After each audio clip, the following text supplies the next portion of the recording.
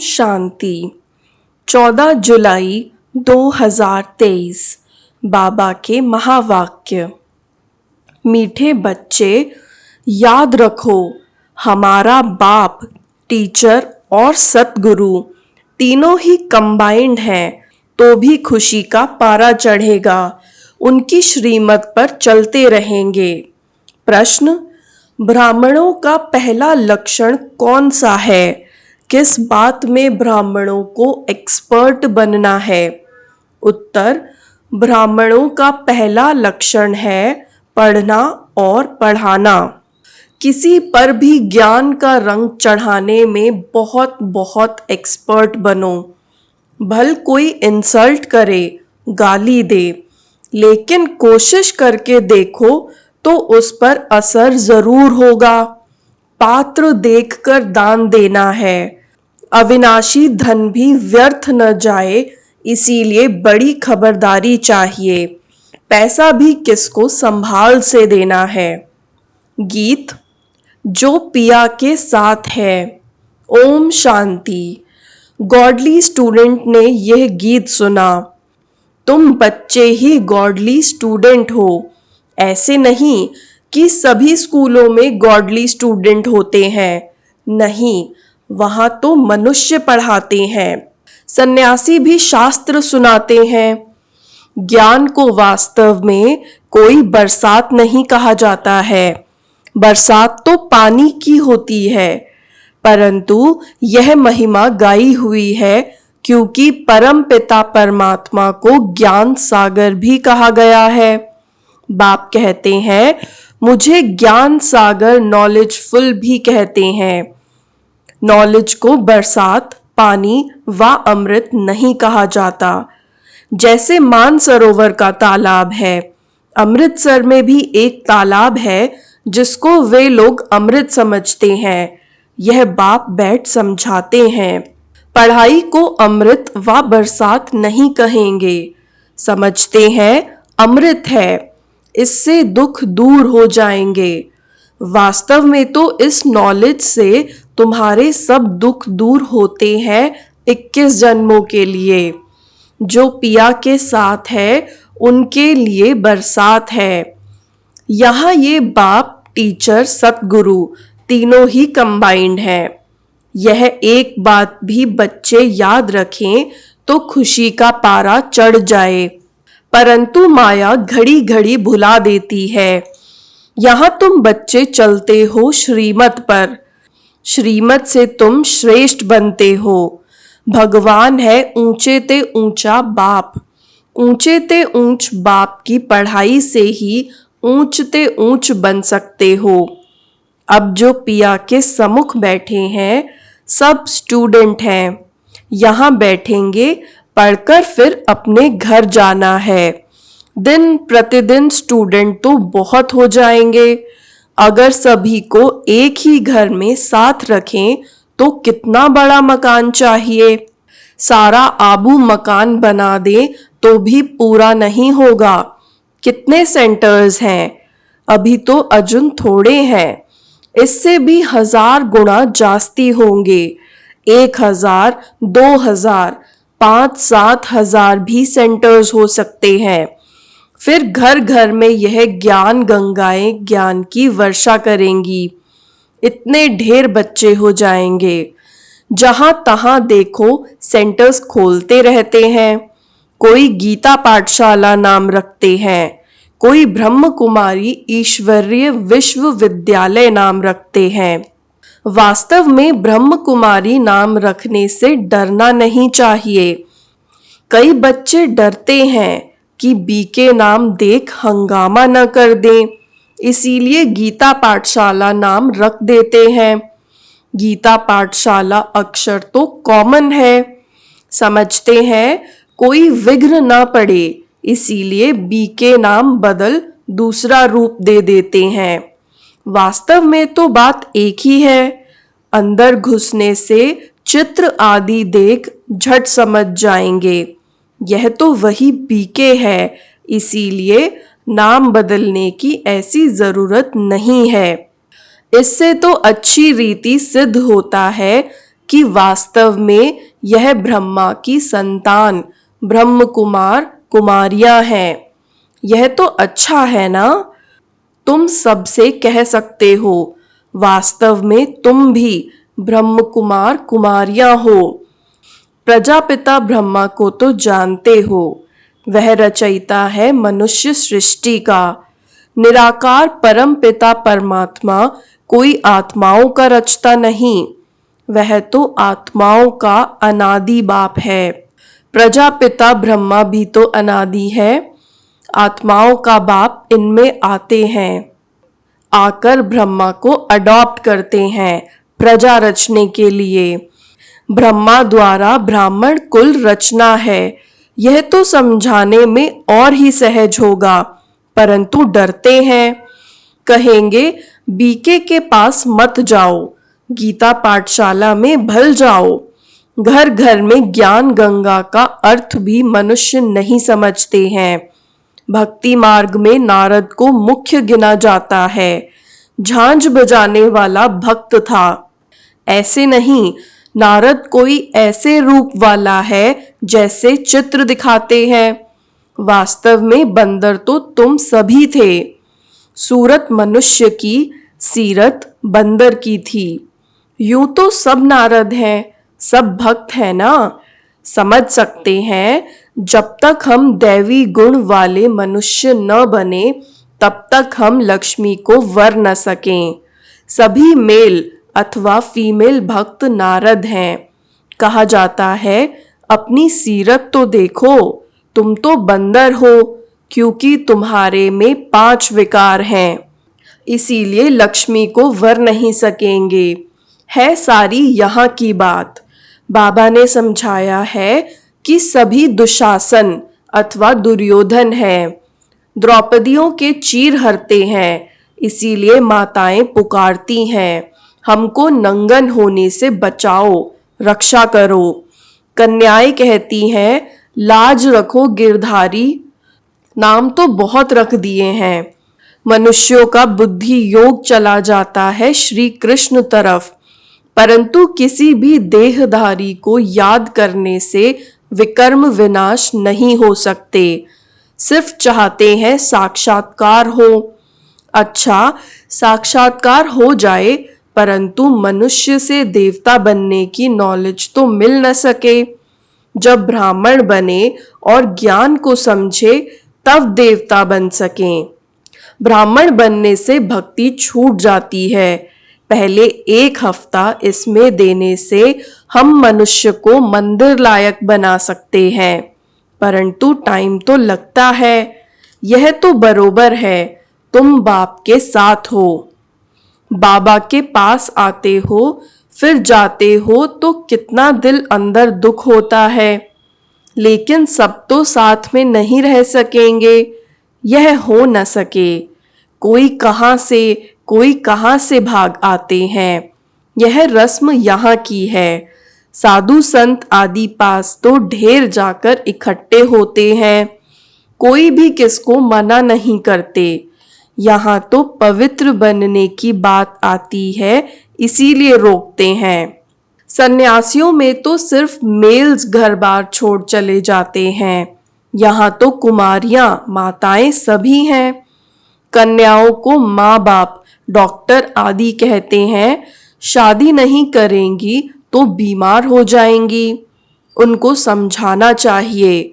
अरे सन्यासी कितने बनते हैं, बहुत छोटे छोटे ब्रह्मचारी वहां रहते हैं, फिर वह ब्रह्मचारी तो कभी बीमार नहीं होते, यहाँ क्यों बीमार होंगे। शादी बगैर तो ढेर रहते हैं। सन्यासियों के ऊपर भी कोई केस कर न सके। कभी कोई स्त्री उनसे घर खर्च नहीं मांगती है, वह तो भाग जाते हैं। स्त्री खर्च कहाँ से लाए, फिर आसपास वाले लोग उनको संभाल लेते हैं। गरीब जास्ती भागते हैं, दुखी होते हैं तो फिर वैराग्य आता है। तुम भल दुखी थे, परंतु वह वैराग्य की बात नहीं। तुमको तो पहले हथेली पर बहिष्त दिखाया जाता है, पवित्र बनने बगैर बैकुंठ कैसे जा सकेंगे। बहादुर बनना चाहिए। इसीलिए ही शिव शक्ति सेना नाम है। शिव बाबा साथ योग लगाने से शक्ति मिलती है। ज्ञान की धारणा होने के बाद फिर समर्पण होना है। ज्ञान की धारणा नहीं होगी, नष्टो मोहा नहीं होंगे तो माया आकर पथकाएगी। शादी करने की दिल होगी तो फिर सारा ब्रह्म कुमारियों का नाम बदनाम हो जाता है। पहले नष्टो मोहा बनना पड़े। तुम लोग इतने भट्टी में रहे तो भी कितने नष्टो मोहा नहीं बने। याद आती रही। यहाँ से गए, मित्र संबंधियों का मुंह देखा और लट्टू हो बैठ गए। मोह ने घेर लिया। यह भी ड्रामा की भावी। अभी भी बाप कहते हैं, पहले पहले तो नष्टो मोहा बनो। एक मोस्ट बिलवेड बाप के बन जाओ। कुछ भी हो जाए, हम तो बाप की ही सर्विस पर रहेंगे। कहा जाता है ना, चढ़े तो चाखे बैकुंठ रस, गिरे तो चकनाचूर। ऐसे नहीं कि छोड़कर आ जाएंगे फिर मोह सताए। ऐसे बहुत सन्यासी लोग जाकर फिर वापस लौट आते हैं। सन्यासी घर में वापस आए तो आसपास वाले निरादर करते हैं।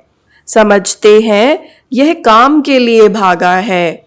यहाँ भी समझा जाता है यह पूरा नष्टो मोहा नहीं बना था, विकारों ने घेर लिया। बाबा के पास कोई खान पान की तकलीफ नहीं है। शुरू से लेकर कितनी संभाल करते आए हैं। गरीब साहूकार एक समान है। मम्मा बाबा भी सबको सिखलाने लिए बर्तन मांजते थे, झाड़ू लगाते थे। देह अभिमान तोड़ने के लिए किया जाता है। सन्यासी भी ऐसे कराते हैं। कोई बड़ा आदमी होगा तो उनसे लकड़ी आदि कटाएंगे, देह अभिमान तोड़ने लिए। यहाँ तो बड़ी भारी मिल्कियत मिलती है। 1 सेकंड में 21 जन्म की बादशाही। सन्यासियों के पास तो कुछ भी प्राप्ति नहीं है। बाकी पवित्र है, इसीलिए अपवित्र माथा टेकते हैं। यह तो राजयोग है, विश्व का मालिक बनते हैं। विकार में नहीं जाना है। मीरा भी पवित्र रहना चाहती थी ना, वह तो भक्ति मार्ग में थी। श्री कृष्ण का दीदार करती थी। उसकी दिल लगी श्री कृष्ण से, तो भला वह विकार में कैसे जाएगी।